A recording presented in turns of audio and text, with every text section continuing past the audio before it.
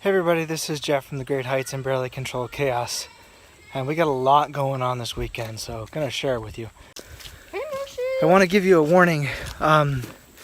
We are going to be butchering chickens this week.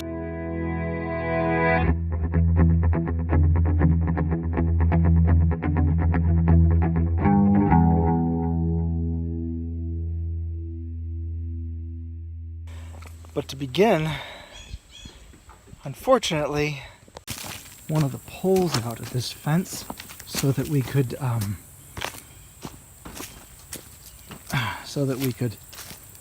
drive the truck down here. And when we did it, apparently we did not re-secure it properly because there's a gap in the fence. And the pigs, I believe, are right now in the goat pen.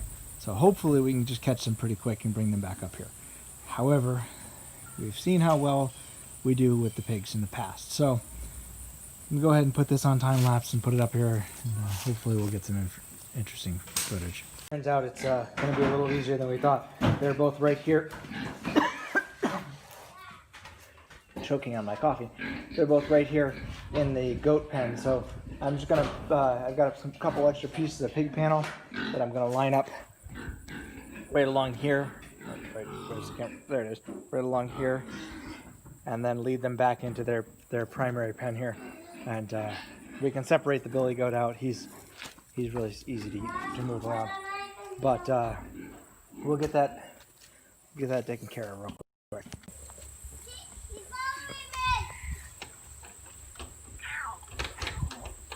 He's just curious. Relax.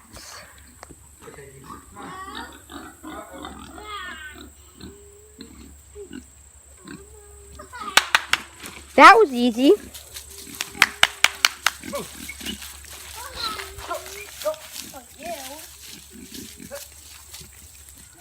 All you have to do is hold a piece of pig panel.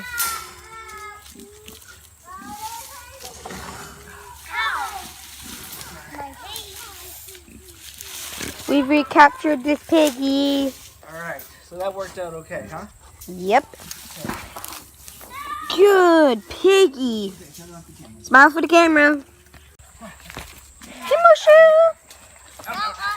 Is his name Billy Bob today? What's the next thing? I don't remember. We don't have anybody name him today. Yep. Get down. Get down. No. Get down. That's it. Oh, hey, piggy. Smile for the camera. Good goat. You good. You said you're good goat. Good goat. You're so well behaved. Look at that. And you can still talk to your friends. I want to give you a warning. We are going to be butchering chickens this weekend. So while I'm not going to show every detail, in fact the one that nobody shows because it's usually causes problems, that's the one I'm not going to show. We are going to be butchering chickens this weekend, and so there's that. So if you don't want to see that, you might want to skip this video. However, I promise it'll be interesting. We will make some mistakes along the way, and you'll get to see those. So yeah, come along with us. So step 2 is to go out to our junk pile and go see if we can find a grill grating, because my plan is so that we can boil the water. I don't have a propane boiler, so we're just going to go out to we're going to build a fire with some charcoal and try to keep the temperature right at 150 degrees there by raising and lowering the bucket as we need to, and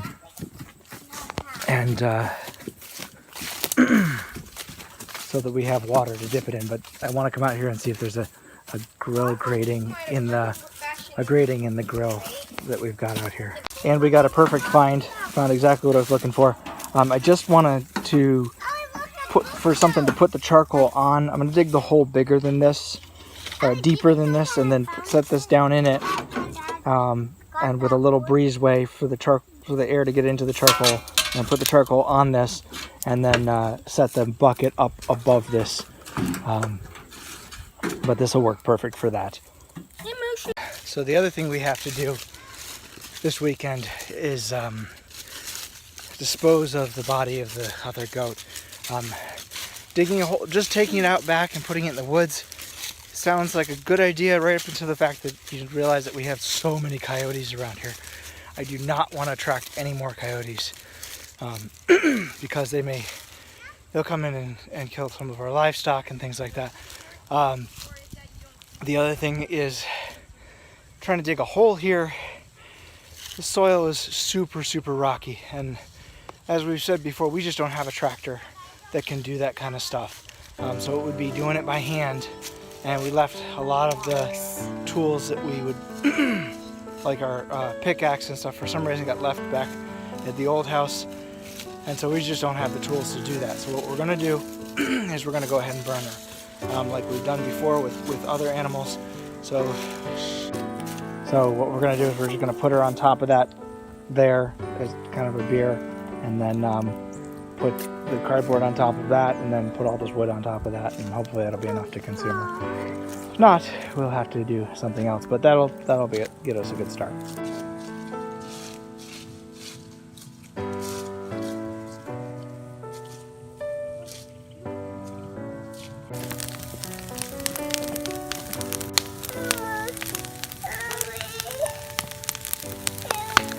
All right, so now that we got the goat taken care of, we went ahead and finished up our chicken area. So what we're planning on doing here is we're gonna have a charcoal fire going here. You got these bars across the top here. That's where we're gonna set our pan. We can raise that or lower that with more bricks as we need to. That's not a pan. That's one of our gut buckets. We've got a frame thingy here that is going to be used for once we'll bring the chickens out, we'll hang them upside down, we'll do the business that we need to do, and then we'll take them in the barn, which we're going to finish setting up in a little while here with a table in there so we can work on them, and we'll get a couple of buckets of ice in there so that we can keep them cool while we're working on it. But this is our plan at the moment. So anyway, that's what we got.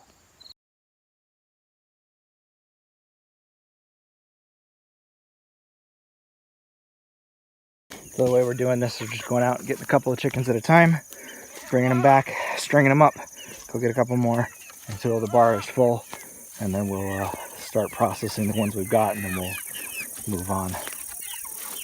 Like I said, we went out and we got them strung up. This is not all of them, this is just the ones we got at the moment. They're nice and calm. I got the scissors. We're gonna get this over with quickly, and then we'll turn the camera back on so you can see what's going on. Exactly. All right, so that part's over. A little bloodier than I remembered, but anyway, it's over. We're getting ready to dunk them in the pot and then throw them in the plucker. So I'm gonna do one video with one going through this process, and then we'll do time lapse for the rest of what we're working on. So.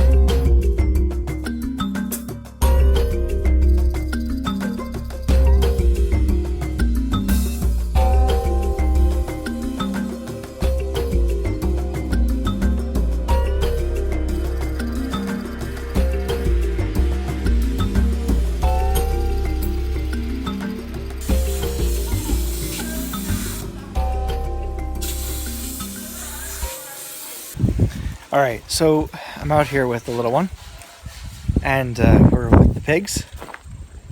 Where'd the other pig go? There she is. There she is. Pig, pig. Yeah, pig. But what did we learn this weekend? Everything that we do, I try to look at it as whether it was a success or a failure, as kind of a learning experience. And so this weekend, you hear the goat? Yeah. So this weekend, when we processed, it ended up being 25 chickens. What did we learn?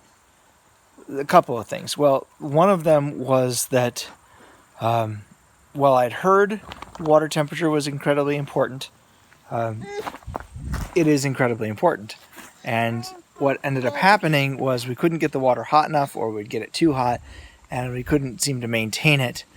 And so instead of the feathers all coming off in the plucker, although a lot of them came off, we ended up with a lot of chickens with a lot of extra feathers on them. And what we ended up doing was skinning them because it was just too hard to pull all the feathers out. Well, I know that that's a possibility. It's something that I was not enjoying doing. But so we ended up skinning them, which means we have a bunch of skinless chicken, which is great. It's great, healthy, but as all the kids pointed out multiple times, it's such a shame because the skin tastes great. It does. You're right. But obviously that causes some issues. So we next time we'll definitely watch that more closely. What else did we learn? Well, our fire pit, as with everything on this property, just do a real quick circle here because I want you to see everything on this property is on a hill. There are like 3 flat spots in the whole property. I'm standing on one of them right here next to the barn. And then one's right up next to the house. And there's a pond, or used to be a pond up there where we were taking care of the goat. But that's away from any electricity. That's away from any resources, including, the water, which we would need for that. So flat spots on this property are really difficult to find. But our fire pit, because I didn't dig it out, I just tried to stack up some bricks and make a fire pit, which worked out. The fire pit itself worked out really great. Those bricks stacked up like that and the wire rack and everything, that all worked great. The problem was trying to set a pot of water that we're trying to get up to 150 degrees on that slightly tipped area where it was. It caused problems because twice the pot of water actually spilled out and had to be the fire had to be restarted, or at least restoked, and the water had to come back up to temperature in the middle of what we were doing. So that was bad. The other thing we learned is it is a lot of work to do 25 chickens. While it obviously took us longer because we were skinning everything, it's a lot of work. And the kids did a great job. I have to commend all of the children who are out there working with us. Everybody but Farmer Kieran, which he didn't want to come out and help, but everybody else from the 9-year-old up were out there helping. Most of them stuck their hands in the chickens and were able to help us gut them, and everybody did a wonderful job. So I really appreciate everybody's help. But like I said, that's one of the things we learned is it's a lot of work. And for future, we'll probably do smaller batches, maybe 10 or 15, and then do 10 or 15 the following weekend or something like that. Or, just do some on a smaller scale. The other thing we learned, the plucker we borrowed from our, we'll call them our neighbors, we borrowed from folks, is a very buildable machine. So we spent some time looking over the machine, looking at it closely so that we could replicate such a thing, instead of having to borrow one from somebody, which would facilitate being able to do it, 2 or 3 weekends in a row. So we don't have to keep somebody else's equipment or, spend the $300 or $400 that it would cost to make one ourselves. We can build one of our very own, which would be awesome. And we can do so quite easily. I mean, they're lessons galore. Every time we do something new around here, we learn some new stuff, and that's awesome. And so, like I said, what we learned this weekend is that there are some things that we don't know, obviously, about doing chickens. And oh, the killing cones! Oh my goodness! Ready? All right. So you know those things which you say, "Hey, I don't need that. I can do this the other way." The killing cone thing that people talk about, and it's basically like a funnel that you stick the chicken down in. It's just his head sticks out. That's a good idea, because otherwise you end up like this. Like an old guy. Covered in blood. Let's see Gabe real quick. Gabe got bigger blood spots. I just changed. I don't want to see your neck. I just changed. Blood. So yeah, I mean it tends to be kind of messy if you don't have something to contain them, because once they start Bleeding. yeah. Anyway, next time. Runaway chickens. I've beheaded chickens before, 2 or 3 times. We've even killed a couple that we were planning to eat. Unfortunately, the 2 times that we've done it, they were, we killed them and we hung them up, and I went inside and critters got to them in the 15 minutes I was inside. So we couldn't eat them. But I don't remember there being that much blood. At least not that much blood going everywhere. As you saw at one point, I had it all over me. And that was kind of a surprise. I guess not a surprise. I should have known coming, but not having a killing cone was probably something that I will definitely... sorry. He's petting one of the pigs, so I'm just watching the 2 of them very closely because, well... Yeah, I know. Anyway, so having a killing cone is something I will definitely do in the future. They're relatively easy to make, and something that I really want to, if it prevents as much mess as we ended up with this weekend, that would be a good thing. Those are, I mean, of the lessons that we learned, I think those were the most important ones. Obviously, if you saw what we did, or at least parts of it, so if you have suggestions, if you've done this before and you want to share your thoughts about things that we did, maybe a better place to hang them from, or anything, just, leave a comment down below. Oh, okay, I'll put you down. So, but if you like these videos, if you like what we're doing, but if you like these videos and you like what we're doing, please, give us a thumbs up. And share the video with your friends, because that obviously helps. I've said this before. We make a lot of mistakes. And I think the making of the mistakes, a lot of times on YouTube you see these things, these farmers doing these things, and they seem so perfect. You're like, oh, I can do that. And that is me a lot of times going, oh, I can do that. And I get there and I'm like, whoa, this is different than I expected. And so I hopefully, by making these mistakes and sharing them with you and learning as we go along, you guys are learning too. So anyway, yeah, so if you like these, go ahead and share them with your friends and share them with people so that they can learn too. And, subscribe to our videos so that you know when the new ones come out. And as always, until next time. Yeah.